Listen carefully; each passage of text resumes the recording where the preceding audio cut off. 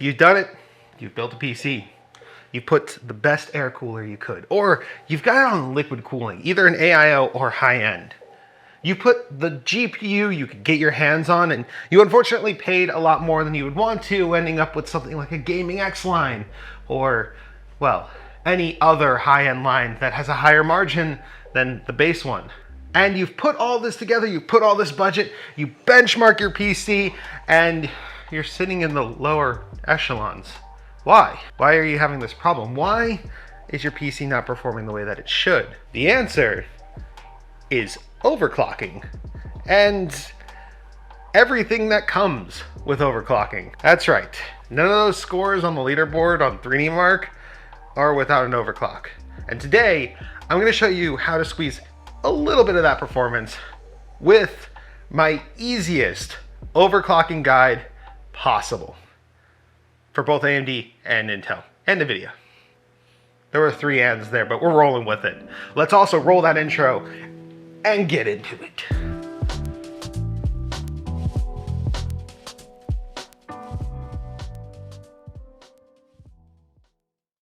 Hello and welcome. My name is Wolfie and you are watching GreaterThanPie. So, overclocking, what is it? Well, overclocking in its simplest terms is making the clock of your processor run faster.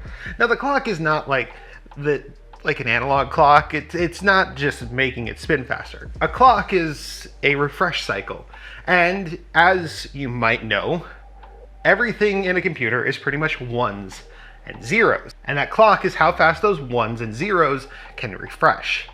The faster your clock, the more refreshes, and therefore the faster your processor. But when it comes to AMD versus Intel, there's other factors like instructions per clock, and well, that's pretty much the big one that actually determines how fast a processor is. While an Intel processor can run at 5 gigahertz and the AMD one at 4 gigahertz, depending on the processor, the 4 gigahertz one will still be faster than the Intel one, and vice versa. And this is confusing, but not really necessarily relevant for the topic at hand. Today, we're talking about the hardware you have. When it comes to overclocking though, you do need to take one thing into consideration, and that is that it will void your warranty, but there's also no way to prove you did it. Yeah, and if you're on the AMD platform, it's pretty much just a thing, and they encourage it. In fact, we're gonna be talking about 2 pieces of software that they make that you're going to be using. Which I guess brings us to our next point, and that is the difference between AMD, Intel, and NVIDIA when it comes to overclocking.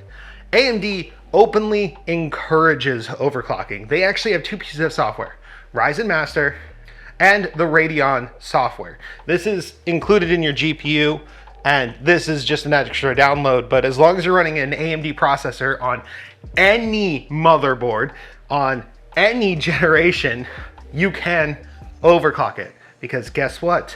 AMD has everything unlocked. Think it was starting from like the Athlon actually. So yeah, Ryzen of any generation and Bulldozer are overclockable. Yeah, point is most of you guys are going to be either running Ryzen or an Intel platform, so I'm not going to dwaddle too much. Dwaddle, is that a word? Dwaddle? I guess, I don't know, let's go with it. Either way, if you are on the AMD platform, overclocking is encouraged and supported by the platform, and is really easy to do. If you're on the Intel platform, things are a bit more complicated. There are K-series processors which are rated for overclocking, and there are some janky workarounds, but I'm going to be honest, that's not going to be easy, so therefore not going to be in this guide. You also are going to need an overclocking enabled motherboard, which will relegate you to the Z series on Intel, which is unfortunately meaning no matter what, you're going to spend more money on the K series and the motherboard to do the overclocking than you would on the AMD platform. But that's not here nor there. This is if you have that. For NVIDIA though, super easy as well. They don't make software for it, but fortunately there is a piece of free software that will do everything for you. So yeah, and that is MSI Afterburner. Links to all of the software is going to be in the description, so if you do need a little bit of help finding it, I will have resources there for you. Now, after you've installed everything, well, we're gonna have to actually back out of Windows and go straight to the BIOS. I know what you're thinking. BIOSes are a bit intimidating, and yes, they are, but we're gonna start with the most important overclock in any system, AMD or Intel, and it should be on by default when you first created your computer. And that is DCOP and XMP. Now, you may have heard of these before, and you may not know that they are, in fact, an overclock. They are in relation to RAM. RAM runs at speeds much higher than 2666 these days, but to do so, it's technically an overclock of the spec of the memory. And in order to do that, you have to slightly overclock the processor in their memory channels. DDR5 might actually make this not a processor overclock, but for now, it is an overclock. Not a big one, not one that has any impact, and can be used on both AMD and Intel pretty much regardless. There is some limitation on the Intel side, but again, I think that's the most recent generation and not the older generations. Make sure your XMP or DCOP is enabled. Set your RAM to the correct configuration. This will either be in the extreme tweaker, the overclock settings. I mean, I think those are the two main ones that I've seen in the past. There's gonna be a tab, click it, you'll see RAM configuration, XMP configuration, DCOP configuration. Go ahead and set that to enabled and then set your RAM to the correct speed. Now, when testing RAM, it's a bit tricky. You are going to need to kind of just run your system a little bit. And if it crashes with no explanation whatsoever and you've changed nothing else, lower the RAM speed a little bit. It should be rated to what is on the box of the RAM or on the label itself, but I have run into situations where what's on the label is not accurate. For example, I have a kit that supposedly runs at 3600 speed. I can't get above 3400 before it becomes unstable. So, you know, you will have to do a little bit of legwork here, but just enabling that can easily increase your performance. In fact, your performance will look a little bit like this. This is without the overclock and this is with the overclock. So yeah, enable XMP and DCOP. Up next, we're gonna actually talk about CPU overclocking. And again, on AMD, this is super easy. After you've downloaded Ryzen Master, it's gonna ask you to restart, give it permission to do its thing. Once it has that, you can literally click this button that says Auto Overclock. That's it. It's gonna run a little bit of a stress test. It's gonna take a minute. Try not to run anything while you're doing this because it's gonna test the limits. And it will even identify which cores are your best cores on your processor because you actually have 2 cores that are better than the rest. They get gold and silver stars respectively. This is more of a feature for advanced overclockers and having different cores at different frequencies, which is something I've done in the past, but for the sake of this video, we're gonna hit that auto overclock, we're gonna let it do its thing, and it's gonna set a new boost target. That means that this processor is not actually running at that speed all the time and is only boosting up to it. And because Ryzen processors have no boost limit, they can go as long as they are not thermally limited, which is great because, yeah, stability-wise, it's awesome, and you won't always be using that extra power. For Intel though, there are a couple of limitations as mentioned prior, but you might be able to find something in your BIOS that says Turbo Boost Override. Set this to unlimited. And then you'll see something along with Thermal Boost Override. Raise that a little bit, not too much. You don't want to raise it over 100 degrees, but if you've got the cooling and you do this, you will see at least a little bit of extra performance because now you have no boost duration limits as it is set by default. For actually overclocking the processor though, you are going to have to do some pretty direct overclocks and this is not the guide for that. I may do a more detailed overclocking guide for both AMD and Intel if you guys want it.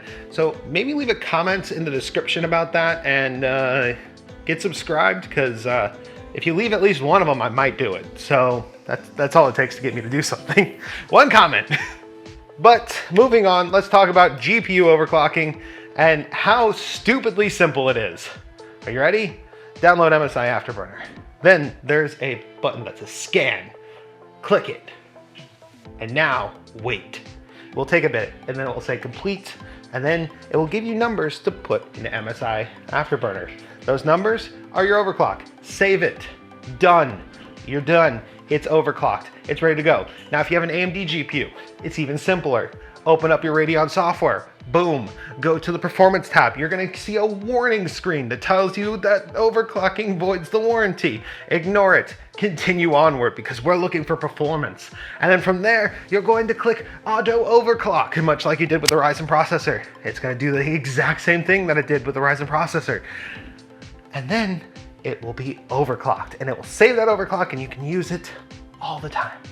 And also, if you have a newer Ryzen system with a newer Ryzen motherboard, you can just use the Radeon software and it will do a one-click overclock on both the CPU and the GPU. So you're welcome. That is the simplest overclock. And you want to do this because performance numbers. This is where we started. This is where we ended up with just the DCOP and XMP, and this is where we ended up with an overclock. As you can see, even without tweaking everything, we've ended up with a score that is consistently getting higher.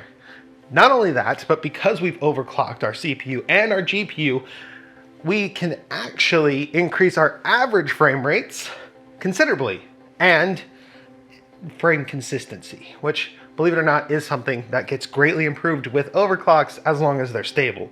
Now, stability testing is a bit tricky. There are some free softwares. You can use Unigine Heaven, which is a DX10 or DX11 based benchmark that does actually have a stress test built into it. And you can use that stress test to run your GPU until it heats up. You can also use Firmark, which is also free, but I do warn against using Firmark on older hardware because it's capable of heating them up a lot. Or you can go the route that I did, which was wait till the next Steam sale, and then for like $1 buy 3D Mark, which is what I currently use for CPU and GPU benchmarking because you can do both at the same time, and I love it. But you can run a stress test, and as long as you hit a 99% stability, that is a stable overclock. Plain and simple. Now, for CPU stress testing, you can use something like Cinebench or Blender, which is completely free. Both of those are free. And in Blender, there are tons of example projects that can be used as a render project to actually test the CPU. Either way, you can test your system's thermals, and as long as they survive the stress test, you should have a stable overclock. Now, if you start experiencing screen flickering or blacking out, back down those overclocks a little bit. I do need to warn that when overclocking GPUs, some of the symptoms can be absolutely weird. We talked about the blacking out issue on AMD GPUs. Well, there's actually a similar one with NVIDIA GPUs. And it's not even the core that causes it. It's the VRM, which are the voltage regulation modules. These should not affect that much. They're used to being hot. But in some cases, like for example, on the 3060 that I used for these numbers, if I ran an overclock, like it could stably run one benchmark at like plus 200 on the core. I set scores with that. I got really good numbers out of that. But it could not sustain that, not because the core itself was getting too hot, but because the VRMs were getting too hot. And yes, I did set an actually higher score than this, but I actually removed it from this benchmark run because I couldn't consistently run it. So just note, auto features are great. They are your friend. Use them, overclock your stuff, get that free performance, and squeeze it out of your system. Another reason to do this is maybe you have an older system with an older GPU.